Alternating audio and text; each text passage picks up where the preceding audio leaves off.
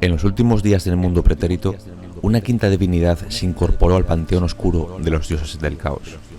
La rata cornuda era la madre pestilente de los Skaven, una numerosísima raza de hombres rata que llevaba mucho tiempo royendo los cimientos de la civilización. Mientras el mundo iba muriendo, los Skaven se daban un banquete con su cadáver, antes de ser, a su vez, aniquilados como los demás. Ese no fue el final para los hijos de la rata cornuda. Más poderosa que nunca, la deidad Skaven agarró puñados de su progenie chillona y lo salvó de la destrucción. Entonces, correteando por las sombras del vacío con los ojos brillantes, los esparció por los confines más oscuros de los reinos mortales y les ordenó multiplicarse y conquistar. Ese mito perdura entre los Skaven a día de hoy y define su única meta. Durante la era de los mitos, los Skaven escarbaron, construyeron y se multiplicaron.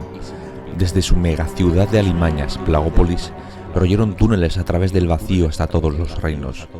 Envalentonados por la llegada de la era del caos, mareas Skaven surgieron en cantidades terroríficas, sembrando el horror y la perdición. Esclavizaron y asesinaron, consumiéndolo todo a su paso en su desesperada búsqueda de poder sin pensar jamás en el precio a pagar.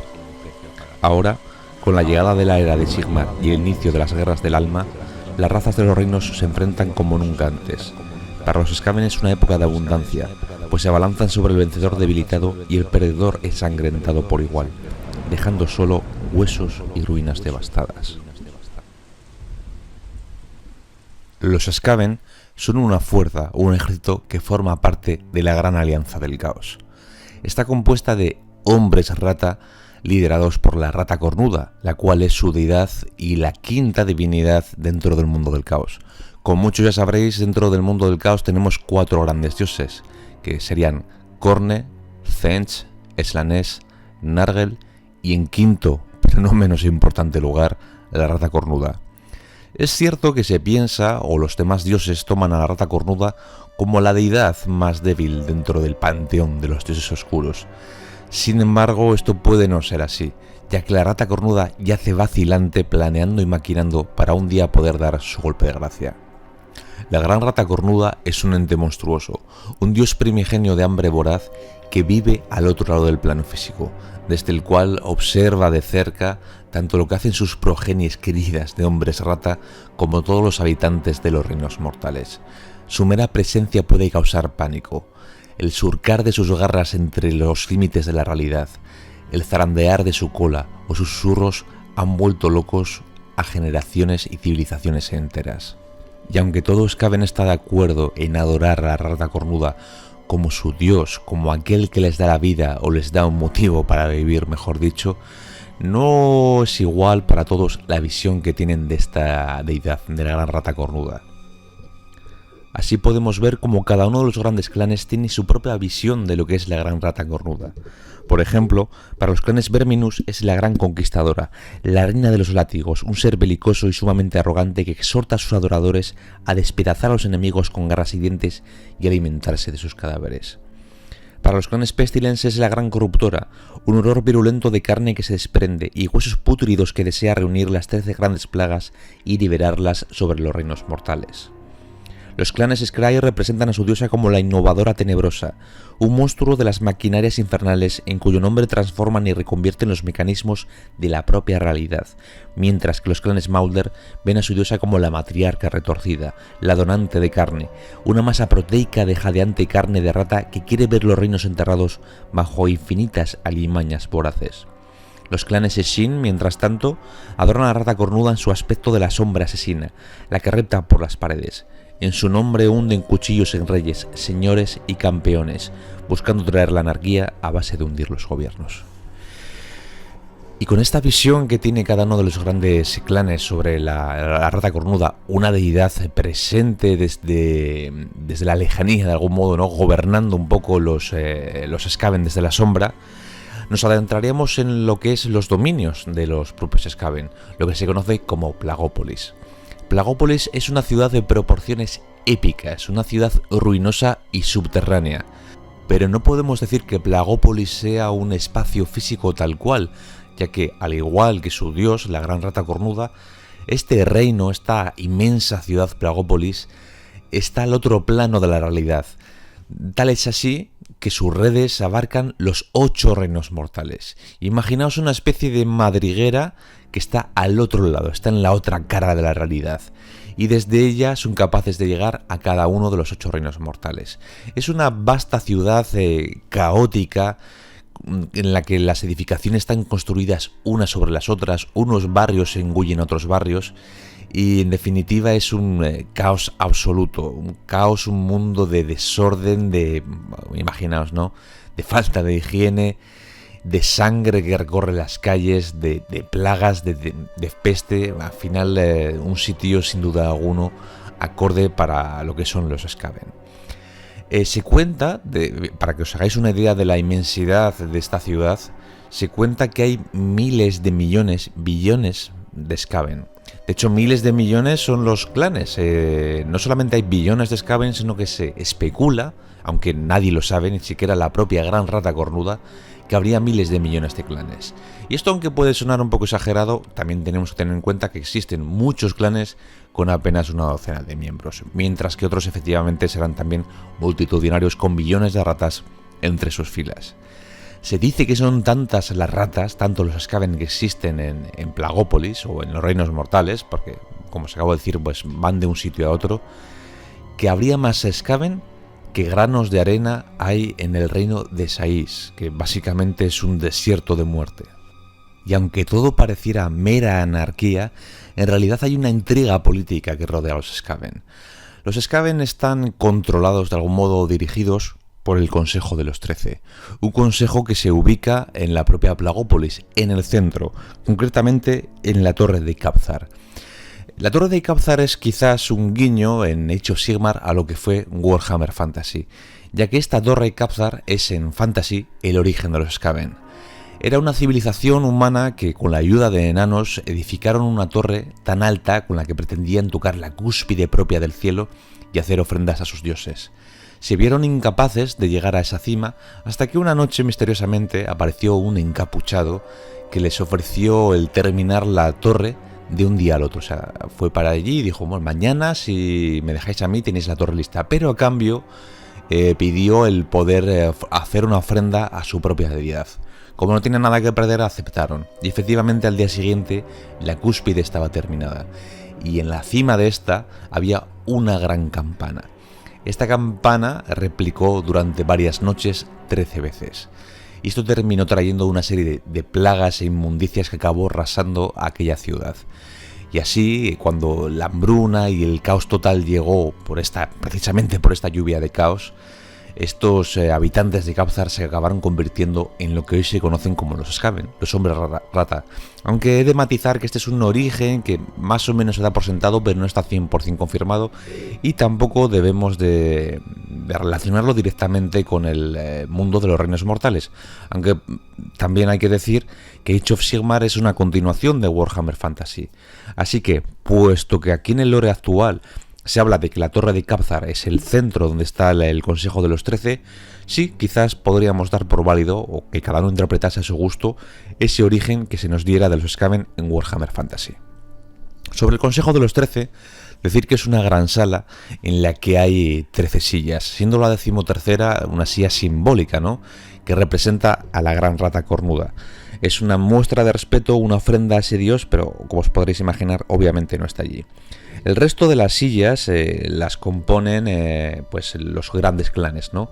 Cada uno de los grandes clanes tiene al menos una silla, y el resto están ocupadas por los Greyseers o videntes grises. Desde ahí es donde politiquean, especulan, argucian sobre los siguientes pasos a dar en lo que es la gran conquista Skaven.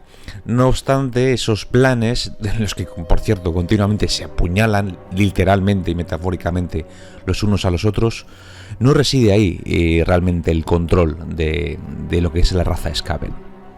Para entender de dónde nace la auténtica jerarquía de los Skaven, deberíamos seguir examinando esta gran torre de Cabzar. Esta torre es tan grande que se permite que haya alrededor de sí misma, es un sitio circular, 13 subtorres. Cada una de las torres para, como os decía, para los grandes clanes, ¿no?, liderados por los señores de la descomposición. Salvo la 13ª, que al igual que con las sillas del Consejo de los 13, representa a la gran rata cornuda. Decir, como dato curioso, que cada una de estas subtorres está está edificada y construida con especial atención a la autodefensa, ya que, como os decía, es muy típico, muy común que se traicionen los unos a los otros. Así que tienen una obsesión por construir todo tipo de barricadas y bloqueos ante, por ejemplo, los francotiradores Churchill y demás. Cada una de estas torres, manipulada o controlada por los líderes de los grandes clanes, pues tiene su propia parafernalia, ¿no? Así dice en el libro, por ejemplo, que Lord Hagrid del clan Colmillo de Verminos, por ejemplo, adorna su balcón con cabezas empaladas y suficientes estandartes para llenar un campamento militar. El supremo Archwarlock Scratch del clan Ethic de Scry se sienta dentro de una réplica mecánica acorazada de sí mismo que mide 4 metros y escupe fuego por el morro, mientras que el maestro Threk del clan Scurry de Eshin habla en susurros inquietantes que se transmiten desde detrás de un manto de sombras impenetrables. Pero donde realmente está el poder, como os decía, es en la 13ª torre. Es una torre que permanece vacía y su balcón alberga un trono enorme tallado en pura piedra bruja. Este es el lugar simbólico de la rata cornuda y tras él se abre una gran grieta en la mampostería de la torre cuyas profundidades se pierden en las tinieblas. Es desde ahí, cuando lo requiere la situación, cuando aparece, un personaje que es bastante relevante y al que nadie se atreve a llevar la contraria, que es un Verminlord, conocido como Screech Verminkin. Sale de esa grieta ignota para sentarse en el trono de piedra bruja, y son los únicos momentos en el que el Consejo de los 13 está verdaderamente unificado, al menos en apariencia, pues ni siquiera un señor de la descomposición se atrevería a llevar la contraria al avatar de la rata cornuda. El demónico roedor ha ordenado abrir Gnawholes y lanzar invasiones, ha puesto fin a guerras civiles con demostraciones sangrientas y ha puesto en marcha planes para enfrentar entre sí a los señores de la descomposición. Aparentemente esta es toda la implicación directa que los Verminlords ejercen sobre el Consejo, pero en verdad incluso los señores de la descomposición han sido engañados. El auténtico centro del poder está en el Consejo Sombrío, que es un mundo que precisamente se abre tras esa grieta que hay en la 13ª torre. Tras este trono de piedra bruja, en las profundidades de la grieta, que realmente es un Gnawhole, yace un subreino de pesadilla. Se trata de un espacio de tamaño indeterminado y en cambio constante, que en un momento parece una cordillera de piel cosida y temblorosa, en el siguiente un mar agitado de garras y colmillos, y en el siguiente un enorme muro de niebla venenosa o una inmensa extensión de sombra en la que brillan ojos rojos como sangre. Este horrible lugar donde se ubica el Consejo Sombrío es conocido como Errobismo. Allí se disponen 13 asientos para 13 distintos Verminlords, que son los que realmente maquinan o creen realmente maquinar para doblegar tanto a los Skaven como posteriormente a través de ellos a los reinos mortales. Sin embargo, los Verminlord, pues incluso ellos, ¿no?, estos demonios, estos seres daemónicos infinitos e inmortales, de algún modo son también manipulados, y aunque también se traicionan entre ellos, aunque también de hecho comenta en el libro que es frecuente ver el cambio de un Verminlord en un asiento de un día para otro, o incluso a veces sucede el relevo de cambio de poder en periodos de simplemente horas, ¿no? En una hora tenemos un Verminlord y a la hora siguiente tenemos a otro. Tal es el caos y la anarquía, entre comillas, que existe en el mundo Skaven. Solo hay uno que es respetado por todos, que es, que, como os decía, Screech Verminkin, del cual se dice que si la gran rata cornuda tuviese una mano física, una mano izquierda, este sería él. Así que desde aquí los distintos Verminlords interactúan con el mundo, susurrando a videntes grises, convocando plagas de ratas, etcétera, para intentar llegar al fin supremo, ¿no?, al gran plan de aniquilación y conquista de la gran rata cornuda. Pero como os decía, todo es tan caótico que continuamente vemos guerras, ¿no?, entre los propios clanes. Hay un hambre de poder que parece ser que nunca será suficiente, pero es algo que satisface a la gran rata cornuda, ya que creó a sus hijos, entre comillas, de este modo, ambiciosos y mezquinos para que luchen entre ellos y al final, cuando lo requiera, solo estén vivos los más fuertes de entre los fuertes. Pero nos queda hablar de algo importante en lo que es el mundo Skaven, que es la piedra bruja, algo que ya hemos mencionado de pasada varias veces hasta este momento. La piedra bruja es Entre las sustancias más viles de todos los reinos mortales se cuenta la piedra bruja. Una aureola verde envuelve este cristal negro como la noche, ardiendo con el indómito poder de la mutación y la locura. Es la condensación de magia que ha sido impregnada por los poderes del caos, y con solo tocarla puede provocar la locura, la corrupción y la muerte. La piedra bruja engulle la luz de su alrededor, de modo que está siempre envuelta en una penumbra antinatural. La piedra bruja, esta condensación de magia de los reinos que toma forma sólida y que, como os acabo de leer, pues engulle la propia luz, es una piedra, una especie de cristal entre negro y verde que emana cierto vapor verdoso y oscuro. Es una, bueno, lo acabáis de ver, ¿no? Es una condensación de magia corrompida por el caos. Y es un material que los Skaven usan frecuentemente tanto para la creación de su maquinaria como la creación de vida. Y es que hemos visto de pasada el clan Maulder, por ejemplo, que son expertos en la manipulación de la carne, ¿no? Cogen injertos de ratas y crean crean, digamos, Frankensteins a base de ratas o cualquier vestigio de vida que exista en los reinos mortales, mientras que otros, como los clanes Scry, utilizan esta piedra bruja para potenciar sus armas. No obstante, aunque esa es su fuente principal de poder y Plagópolis está encima de grandes cantidades de piedra bruja, sí que existe otro elemento más, que sería la piedra del reino. Algo que hasta no hace mucho era un poco, pasaba desapercibido para los Skaven, pero últimamente se han dado cuenta de la capacidad, ¿no?, o el potencial de esta piedra del reino. Los reinos mortales están repletos de magia natural, y allí donde esas energías se reúnen en concentraciones especialmente altas, se condensan y forman piedra del reino. O sea que básicamente, por lo que estamos viendo, la piedra bruja es piedra del reino corrupta por el caos. Es algo muy similar. Lo que pasa es que cada reino tiene su propia piedra del reino, no es distinta la piedra que puede haber en Ulgu, hasta la macabra tumba arena de Saiz o el ardiente carbón primordial de la Piedrascua de Axi. Cada reino mortal tiene su propia versión de eso, tiene su propia piedra. Pues los Skaven últimamente pues han dado cuenta del potencial, por accidente, ¿no? Porque son muy... al final son un poco... Algunos clanes son un poco científicos locos, y en la búsqueda de mejorar un arma o una mutación, pues se dieron cuenta de que esa piedra del reino podría tener efectos nada desdeñables. Razón por la cual ahora intentan recopilar y recolectar más de esta piedra. Pero quizás deberíamos de hablar de los clanes, ¿no? Bueno, antes de los clanes deberíamos hablar de los Gnawholes, que es algo que también he mencionado de pasada. ¿Qué son los Gnawholes? Desde que resurgieron de las sombras, los Skaven poseen el secreto de la creación de Gnawholes. Ninguna otra raza ha descifrado este arte demencial, y de hecho pocas serían lo bastante sensatas para intentarlo siquiera, pues los Gnawholes son túneles antinaturales excavados en la propia esencia del vacío. Son adversos a la magia natural de los reinos mortales y letales para cualquiera que no sea un Skaven. Pero para los hijos de la rata cornuda, estos agujeros arcanos suponen una ventaja estratégica incalculable, pues pueden golpear donde les plazca, superando defensas enemigas y prescindiendo casi por completo de la necesidad de luchar por los portales del reino como hacen las demás razas. Pues básicamente es eso, son los portales de los reinos versión Skaven. Os comentaba que Plagópolis está como a otro plano de la realidad, y los Gnawholes serían como una especie de agujeros negros o de fisuras que abren desde Plagópolis hasta, lugares en concretos de interés, ¿no?, para realizar una conquista, una matanza o lo que sea. Lo que pasa es que como los Skaven son un poco desastre, se han dado situaciones en las que por error han abierto Gnawholes en sitios, poco afortunados, ¿no?, como en el medio del mar, ¿no?, donde acabaron, pues imaginaos, millones y millones de ratas muertas. No obstante, como decía este texto, realmente es un arma muy peligrosa, es un arma muy a tener en cuenta porque les hace independientes de las puertas de los reinos, y así pueden viajar donde les plazca sin ningún problema. Y aunque ya las hemos mencionado varias veces a lo largo de este vídeo, quizás habría que dar un pequeño apunte sobre cada uno de los grandes clanes que conforman la comunidad Skaven.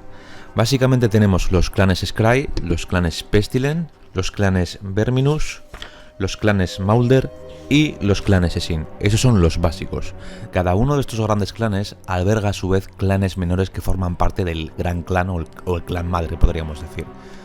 Los clanes tienen cada uno un pequeño matiz, ¿no?, una diferencia, una jerarquía o una forma de ver la vida Skaven, en diferencia con los demás grandes clanes. Así, por ejemplo, los clanes Scry son aquellos que están enfocados a la construcción especialmente de maquinaria. O Son los que crean los Warbiting Cannons, los cañones de disformidad, o las amerratadoras, entre otra serie de artilugios. Además, también es frecuente verlos excavar madrigueras o guaridas dentro del mundo físico de los reinos mortales, en montañas y demás, en busca de nuevos materiales que les ayuden para la creación de este armamento. Además, es frecuente también que vendan estos excesos de armamento, de sus creaciones, y así enriquecerse, hecho por el cual han llegado a ser quizás el clan Skaven más rico de todos ellos. El siguiente sería el clan Pestilence. El clan Pestilence tiene un carácter religioso bastante marcado. Adoran a la rata cornuda en su versión de lo que su visión de la rata cornuda es la gran corruptora, como comentaba prácticamente al inicio de este vídeo, y está formado por una serie de iglesias, ¿no? Serían las iglesias del contagio, que es ahí donde se reúnen los fieles de los Skaven que forman los clanes Pestilence para adorar a su rata cornuda. Su único fin, digamos, que es liberar las 13 plagas, una especie de gran apocalipsis, pero para ello han de reunir 13 libros, que son los Livers Pestilens, de los cuales ya tienen 8.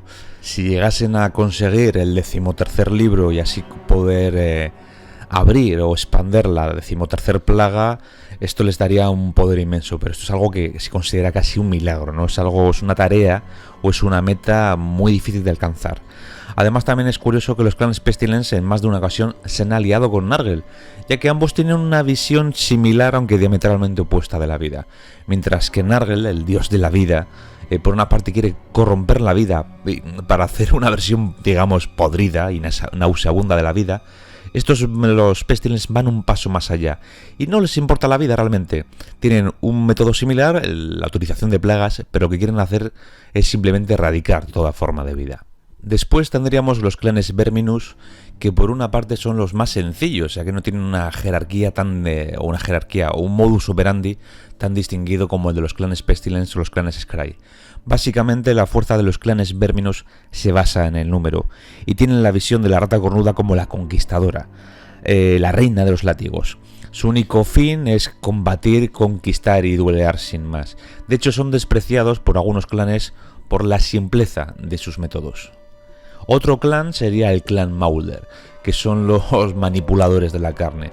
Son de un modo similar a los clanes Scry, que manipulan constantemente, están intentando adueñarse de la ciencia un poco a su manera, ¿no? Con experimentos extraños, solo que en lugar de armamento lo que hacen es crear aberraciones, mutaciones horrendas.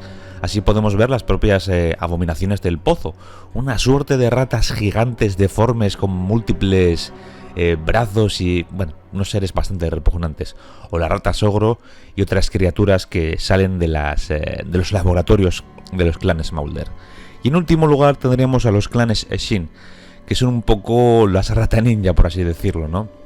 Son un gran clan Skaven que se basa en el subterfugio, en el sigilo, en la manipulación, en el asesinato y en vivir entre las sombras. Pero las sombras no me refiero a un plano metafísico, ¿no? Sino a las sombras tal cual, escudriñando, espiando y trabajando estando siempre un paso por delante del enemigo, ya que suelen tener emisarios en todos lados y conocer cuál va a ser el siguiente movimiento del rival. Son los grandes, ¿cómo podríamos decir? Son los grandes artífices de las conspiraciones y los asesinatos. Ahora, después de haber examinado un poco cómo es la cultura Skaven, en dónde viven, cómo son, cómo funcionan sus clanes, pasaremos a hablar un poco de la cronología de los Skaven dentro de la historia de Sigmar, ¿no? De Age of Sigmar y los Reinos Mortales. Empezaríamos en la Era de los Mitos. En primer lugar, como os decía al principio del vídeo, la rata cornuda suelta 13 clanes de su boca a los Reinos Mortales y les manda que crezcan y se multipliquen y siembren el caos. Posteriormente se fundaría Plagópolis, de la cual os daba una pista sobre Caphzar. Y en el lore de Sigmar pues hay contradicciones, ¿no? Hay algunos que afirman esta versión, me refiero no a gente, sino dentro del propio mundo de los reinos mortales.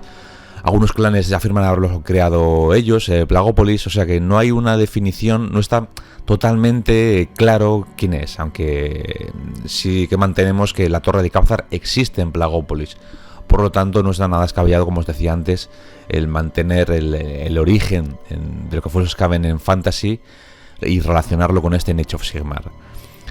A continuación tendríamos que los Verminlords enseñan a los Skaven los Gnawholes, ¿no? Cómo se crean los Gnawholes, esos agujeros negros que sirven para transportarse de un sitio a otro. Por supuesto, cada clan intenta añadir su toque a la fórmula y apropiarse de ello intelectualmente, ¿no? No, esto es idea mía, esto es creación mía. Posteriormente, ya como última parte de la Era de los Mitos, tendríamos un enfrentamiento entre Sigmar y sus aliados, la Gran Alianza del Orden, exterminando al clan Tichirit. Esto era un clan que es, bastante soberbio y se vio diezmado por las fuerzas del orden, lo cual fue como un toque de atención para el resto de Skaven, decir, hey, cuidadín que tenemos enemigos fuertes ahí fuera. Pasaremos entonces a la Era del Caos, quizás el periodo más adorado por los Skaven, ¿no? Ya que son una fuerza del caos. En primer lugar tendríamos una alianza entre Slaanesh, o las fuerzas de Slaanesh, y el clan Nithcus de Eshin.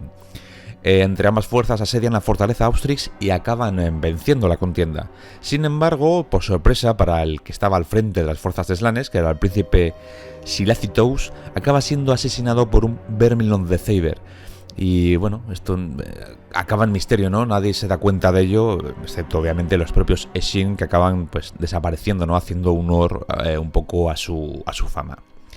A continuación tendríamos que el Verminlord corruptor Vermanlax encabeza un cónclave de 13 monjes de plaga, monjes de plaga, no, sacerdotes de plaga, Priest, y derraman el caos en el Valle Vidrioso, que es un territorio de Sylvaneth. Después tendríamos 26 años de guerra civil, principalmente protagonizadas por el clan Verminus contra el clan Ikk. El clan Verminus recluta gente del clan Pestilence, recluta clanes Pestilence para combatir en su nombre. Los Ikk, el clan Ikk, es IKK, son contagiados, se acaban mutando y convirtiéndose en una especie de bestias que, aunque siembran el terror por momentos en Plagópolis, acaban siendo aniquilados por la mayoría de Skavens. Verminus se cree ganador, pero el conflicto continúa. A continuación, el clan Pestilence ataca el Reino de la Vida junto a Nargel. Yo os había dado una pista antes, ¿no? Al hablar del clan, que hay cierta relación entre Nargel y el clan de Pestilence. Después, Verminlord y Skyr sabotean Jiran, el Reino de la Vida, para quitar poder a Pestilence. Vemos una continua lucha entre el clan Skyr y Pestilence a lo largo de toda su historia, ¿no? En busca del poder, ¿no? Siempre quieren quedar uno por encima del otro. Después aparecería Screech Verminkin, el cual ya os he hablado, este Verminlord al que todo el mundo respeta, para poner fin a esa guerra civil entre los Skaven. Y lo hace a la fuerza, ejecutando y básicamente con sus poderes convirtiendo en meras babas y carne podrida a muchos Skaven, lo cual aterroriza al resto y dicen, venga, vamos a tomarnos las cosas con calma y vamos a estar en paz. La guerra civil es algo que en cierta medida complace a la Gran Rata Cornuda, pero sus fuerzas estaban diezmando cuando todos los dioses del caos estaban subiendo en poder, así que era hora de parar con esa locura. Y finalmente en la Era del Caos tendríamos que los clanes Shriek cavan Gnawholes a Axii, hasta que se derrumban y desaparecen. Nunca más se llega a saber de ellos. Aunque abren este Gnawhole, empiezan a entrar a tropel por ahí y ese agujero se acaba cerrando y no sabe nunca nada más de estos. Y ya en último lugar, ahora sí, sería la ofensiva Storkas. Es cuando Sigmar ya prepara la ofensiva Storkas para retomar lo que el caos les ha quitado en todos los reinos mortales.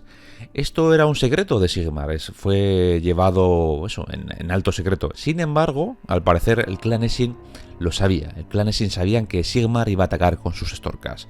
Así que usarían esta información para dársela a sus aliados más cercanos o quizás al mejor postor. Ya empezaría entonces sí la era de Sigmar. Empezamos con que los Astra Templars, una tormenta de los Storkas, aniquilan a Clawlord, Splitfang y su clan Scrab. Después, las Cosas Tormentosas, que es como llaman los Skaven a los Storkas, arrasan fuerzas Skaven, salvo algunas que han sido avisadas por los clanes Eshin. Ahora que he dicho lo de Cosas Tormentosas, es un pequeño matiz aquí, que los Skaven tienen una forma de hablar un poco peculiar, ¿no? Así a los Storkas los llamarán Cosas Tormentosas, a los Orcos Cosas Verdes, a los Fireslayer Cosas Pequeñas, por ejemplo, añaden la palabra, empiezan con la palabra cosas y añadiendo el adjetivo que para ellos mejor definan de lo que están hablando. Seguimos con la cronología. La orden entera de videntes grises se reúne en His. Se dirigen en un Náuhol al abismo de las preguntas rotas, seguidos de Verminlords. Tras 13 días, los videntes grises regresan con un claro objetivo. Decían que tenían la mirada como perdida, ¿no? Bueno, como perdida, ¿no? Como cuando te das cuenta de algo, dices, este es mi plan, este es mi objetivo. Salían con las ideas claras, digamos. Algo vieron allí. Después tendríamos la grandiosa Armada Aérea Vuelamata, que es una armada creada por el clan Scry, que básicamente lo que hicieron fue copiar las naves de guerra Caradron, y tras varios intentos fallidos lograron hacer toda una armada aérea para combatir y además tener bastante éxito. De hecho, fueron tan exitosos estos ataques aéreos que obviamente acabarían siendo copiados también por otros clanes Scry. Luego tendríamos Villayunque devorada. Villayunque fue una fortaleza que se creó después de una victoria conjunta de las fuerzas de Anvils of Heldenhammer, una Westormenta de los Storkas, las Free Guilds, las gentes libres, Ironwell Arsenal e incluso la Orden de Azyr. Fue este conglomerado de fuerzas del orden los que derrotaron a los Slave to Darkness, los esclavos de la oscuridad, y es entonces cuando empezaron a construir esta fortaleza, ¿no? Este bastión Villayunque, como os decía antes. ¿Qué pasó? Que esto fue seguido de cerca por los Skaven, que aguantaron pacientemente durante 13 años, ocultos, bajo el mundo subterráneo, bajo el sistema de alcantarillado y demás de la ciudad, para al final atacar por sorpresa y acabar destruyéndola. Después moriría un héroe élfico. Drakelord Alven Sethril, filo brillante, ahí es nada el nombre, aparece asesinado misteriosamente. Tiene una clara nota, digamos, había una señal de que había sido asesinado por, obviamente, alguien del clan Eshin. Después, el vidente gris Krich fracasa al intentar crear una máquina que devore almas de Storkas. Se da cuenta de que los Storkas al morir, sus almas van a la reforja e intenta capturarlas antes de que eso pase. Pero el experimento no tiene éxito, aunque obviamente lo intentará reproducir una y otra vez. A continuación, varias cámaras de Storkas purgarían madrigueras de tocón podrido en el reino de Jade. Aunque la batalla fue dura, al final las huestes de Storkas logran vencer, y esto hace que el Verminlord corruptor Pestifrios quiera venganza. Es en este momento de la cronología de Age of Sigmar cuando Nagas está maquinando para usar su gran pirámide y acabar con toda la vida de los reinos mortales.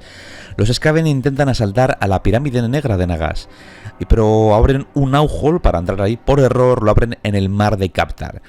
¿Qué pasa? Que lo que provocan es un auténtico caos. Un tsunami cargado de una mezcla de agua podrida, aguas turbias y zombies no solamente matan a esos Skavens que intentaban utilizar ese Náuhol, sino que el agua llega a Plagópolis, produciendo un auténtico caos y, vamos, unas batallas increíbles. Imaginaos, ¿no? Todo Plagópolis lleno de zombies, provocando un auténtico caos, ya dentro del propio caos inherente a Plagópolis, ya no solo por ataque zombie, sino que, claro, cada vez que una rata Skaven moría a manos de un zombie, tendríamos un zombie más. La situación llega a ser extremadamente delicada, llegando a acercarse las fuerzas de la muerte a la torre de Kaptar, ¿no? Donde estaría el Consejo de los 13. Y es entonces cuando, por sorpresa, de la nada, aparece Thanquol. Él mismo, él gracias a sus planes consigue doblegar a los no muertos, pero para ello emplea obviamente ingentes cantidades de vida Skaven. Planea como él mejor piensa y aunque logra la victoria, acaba huyendo, desapareciendo así como apareció, por miedo que el Consejo de los 13 le quieran recriminar o culpar por todas las vidas a Skaven que ha sesgado con el único objetivo de frenar esa plaga zombie. Lo siguiente que tendríamos sería ya el necrosismo, y es que los Skaven usan el Náuhol, que estaba medio inundado, ese Náuhol Asís, para llegar a Nagasizar.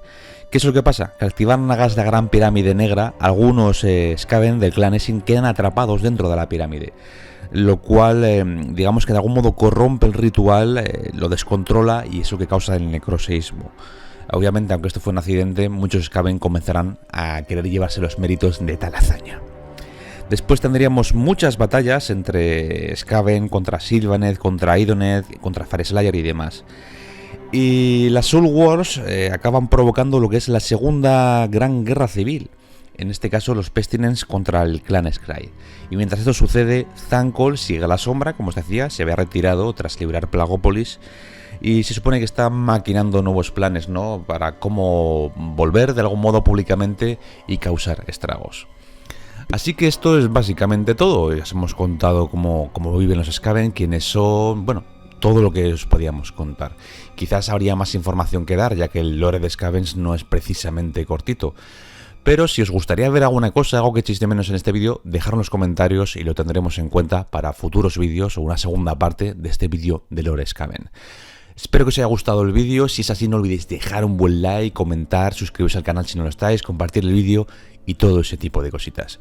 Muchas gracias por estar ahí, un saludo y nos vemos en el próximo vídeo de DKHM.